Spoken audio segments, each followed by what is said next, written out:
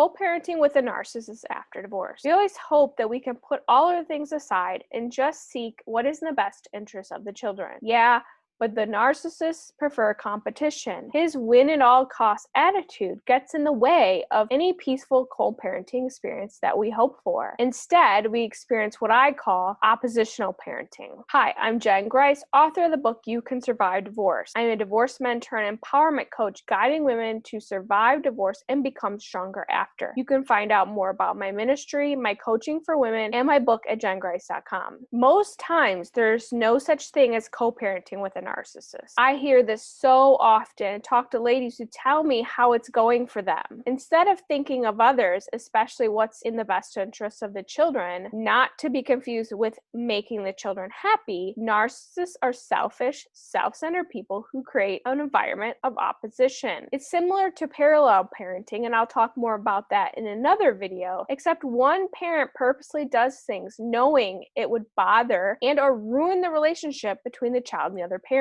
Ruining the relationship is the goal. They're trying to sabotage everything. This is not a great way to parent a child, but if you're experiencing it, you know what happens, and you know it hurts your child. It puts them in the middle, and it causes them to have mental health issues. And I hear from a lot of women who just want to let go of fighting for their child, knowing that their child is a virtual tug of war, and they feel like if they just let go and let the other parent have the child, then the child won't be pulled back and forth between each of them. So what does oppositional parenting look like besides that tug of war? In the book, When Dad Hurts Mom, author Lundy Bancroft says, abuse undermines a woman's parental authority by its very nature because children learn from the abusive man's example that disrespecting you is acceptable. He goes on to say that their dad is a key role model for them. Kids hear even the subtle ways he talks about you as their mother, as a woman, and as a human being. That perfect woman he was looking for and never got during the marriage, because no one is perfect and you can't fill his high expectations, he conveys that on to them. She always does this. She always did that while we were married. And that's why we divorced, because she's so controlling, demeaning, or she forsaken me, or the other things that he projects and or uses you as a scapegoat for. Remember, he can't say, well, I cheated on your mom many times and that's why we divorced, because that would reveal the side of him he doesn't want people to know about. Instead, he blames and continues the same story with his children, which is not only disrespectful to you, but encourages your children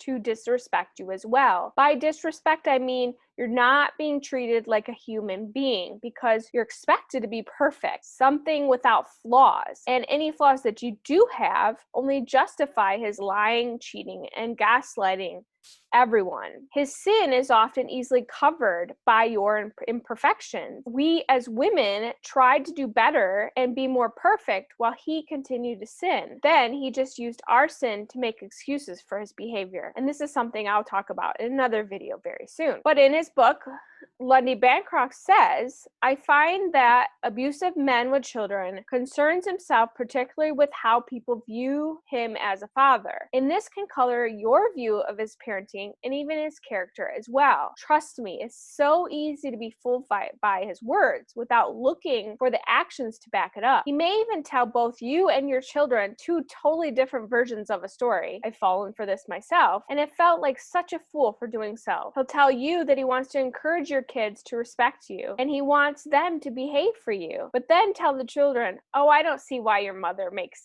such a big deal about this. I would let you do it. I would buy you a car. I would do things differently. Do you see what he did right there? That's the prime definition of manipulation and triangulation. The very thing Lundy Bancroft researched as a leader of a batterers group for several decades. I think that kind of abuse, and make no mistake, it is abuse, is at the core of why many mothers are estranged from their children after divorce. And the abuser, narcissist, may say, I don't want my children to have a bad relationship with their mother, knowing that the world is looking at him. Remember, he's protecting his image as a man and a father, yet he's the very one who's creating the dynamics that cause all the drama and turmoil in the co-parenting family. He talks out both sides of his mouth, and and he's rather skilled at that as well. Read any of Lundy Bancroft's books where he shares what these narcissistic men shared with him. These men know what they're doing and enjoy the power it gives them while they're doing it. And here's the thing that I read again in this book, the part where Lundy Bancroft says, boys tend to feel attracted to their father's power and then feel bad about themselves for becoming like him. They collude with their own toxic parent because they see the power that they hold, the power to manipulate and upset other people, especially women. And they become accustomed to abuse as a way of life. They see people as pawns or someone to laugh at or manipulate to get what they want. It's a dysfunction that is a generational curse that just keeps carrying on to the next generation and on until somebody stops it. It's sad.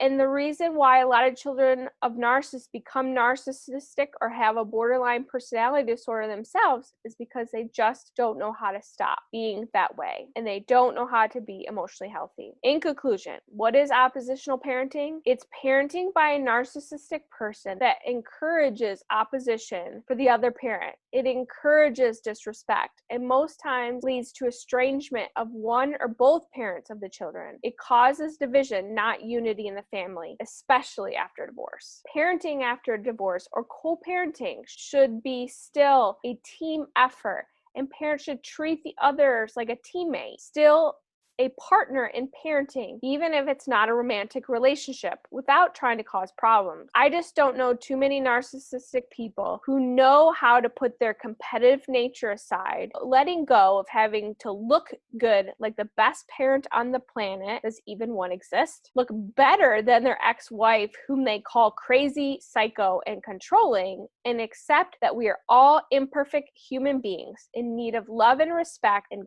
kindness, and could be teaching our children this as well, because they are watching how we treat other people and especially what we say about the other. I hope that we all learn to do this, even if our narcissistic ex-husband is not. And I hope I empowered you and encouraged you in some way today. If you're trying to co-parent while your ex-husband is trying to oppositional parent, you're not alone. I'll talk more about what to do in upcoming videos. I plan to do a series about co-parenting after divorce, so click the subscribe button and the bell so you don't miss when my new weekly videos are uploaded. You can also go to my website, there'll be a link at the end, and subscribe to my newsletters, and I often send a reminder email when new videos are up. Until then, join me in the comments below with your questions and stories. I hope to see you in the next video. God bless.